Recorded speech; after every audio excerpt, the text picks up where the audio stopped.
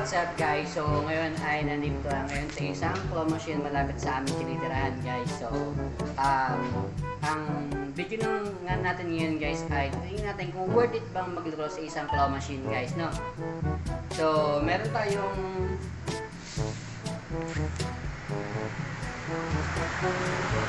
meron tayong 100 dito. Meron tayong 100 dito guys, no? Papapanan ito coins, ang hulog dito ay 10 NT bawat laro, no guys. So susubukan natin kung worth it bang maglaro ng claw machine sa mga price na ating makukuha. Okay. Bago ang lahat guys, konting trivia muna tayo guys. No, alam nyo ba na ang claw machine ay ginawa noong late 19th centuries? At ito ay ginawa or inimbento ni Eric Canal noong 1926 guys. No? At tinatawag ito dati na second UFO claw machine. Yun ang tawag dati sa claw machine. Yan. Sa Japan to unang ginawa guys, sa Japan. So dito guys, ito yung ating mga paglalaroan. Ayan, claw machine. Ayan, meron tayong makukuha dito ng, pwede natin makuha ng mga action figures. Ayan, action figures, tapos ayan, mini pan. Meron din tayo ditong drones. Ayan, may drones tayo. Tapos earphones. Ayan, earphones or yan, earbuds, mga ganyan. Ayan, meron din dito earphones, tapos shaver.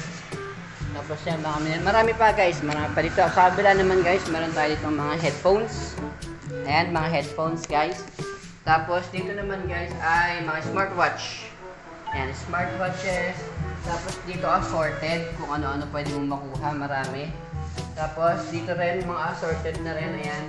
At meron pa din guys, dito sa dulo guys, no, kung mapapansin nyo, malalaki guys. Ito pwede kang makakuha ng comforter. Yan, comforter yan guys, no. Tapos dito naman, ayan. Tapos CCTV camera, meron ding malaking drone doon guys. Ayan. Ayan, may malaking drone doon guys, ayun. Tapos, ayan, dito naman, meron ditong truck, yun, truck yun naman, nag-iisa na lang yan guys, no. So, tara guys, nagbit dito guys, meron pa palang sapatos dito, pwede makuha. Kaso nasa pinakadulo siya, kaya mahirap siya makuha. Ayan. So, tara, magpapalit na tayo guys. Tignan natin kung worth it bang maglaro sa isang claw machine. So guys, 100 bill. Papalit natin.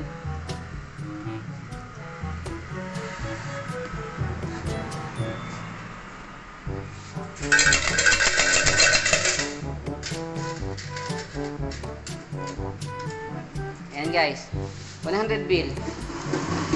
Okay, wala. Ayan guys, 100 bill. So subukan natin kunin itong drone.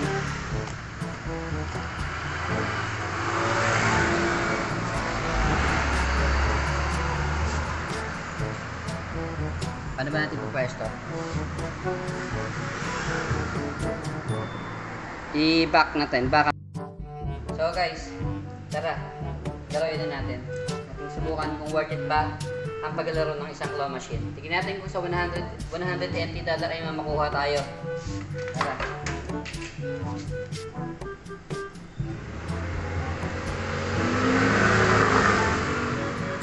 Meron nga lang pala ang time limit to guys, no?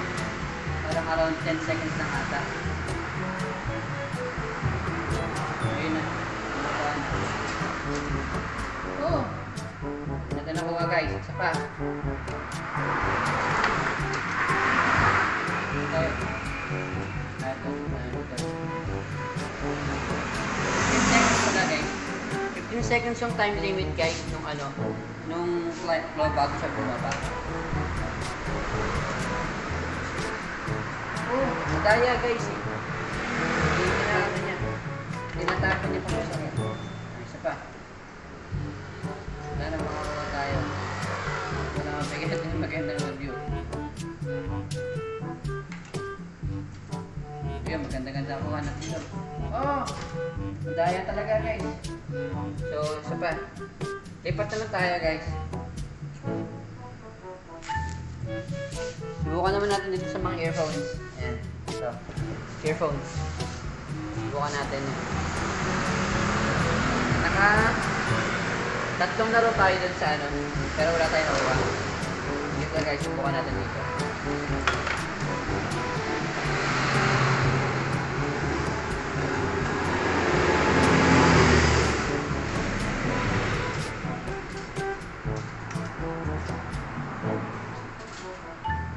Malaya talaga guys, tinatapon niya.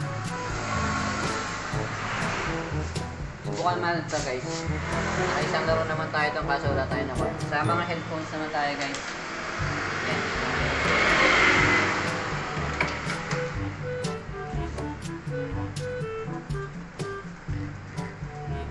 Ayan guys. Medyo malaki yung claw nito.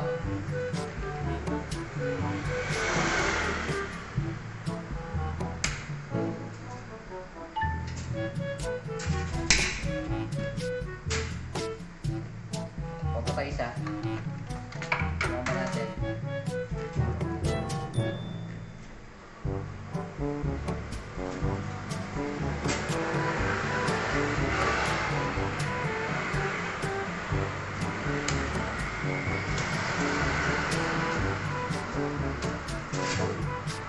Ika na yan guys, no?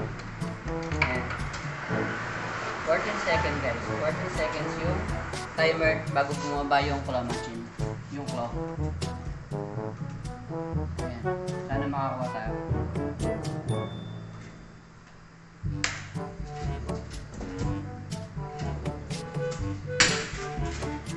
Masabit eh. One more time guys. Kuha natin yung stitch.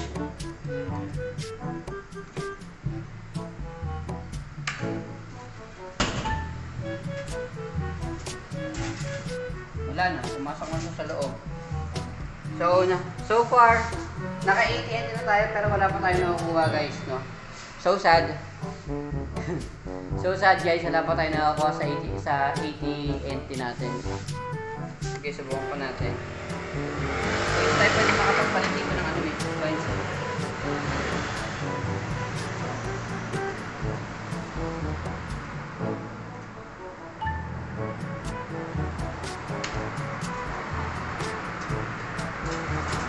Nakakita nyo naman guys, talagang tinatapon niya. So last one guys, last one.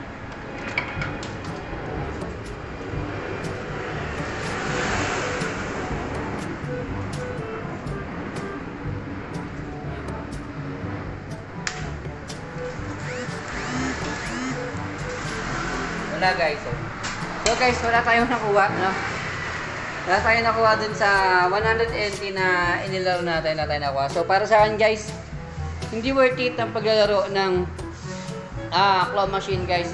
Hindi siya worth it para sa akin guys ha. Pero sa iba kasi guys alam ko kasi sa iba guys gumagastos talaga sila. Talagang iba gumagastos 1,000, mahigit pa para lang makakuha sila sa isang claw machine guys ha. Pero since tayo ay trabahador lamang dito sa Taiwan guys, so hindi natin afford gumastos ng ganun kalaki para lang sa isang item na pwede mong makuha dito sa claw machine no guys, no. So yun lang muna sa ngayon guys. Sa susunod pupuntahan pa natin ito. Marami actually dito claw machine na natin pupuntahan namin. Pero mas marami pang claw machine dun sa malalayong lugar na pwede natin mapuntahan guys, no. So bukas guys, abangan nyo, pupunta tayo na baka punta tayo ng zoo or baka lang naman no, sana matuloy guys. So yun lang muna guys sa ngayon.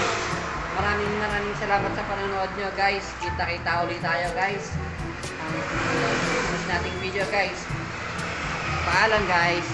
Peace out.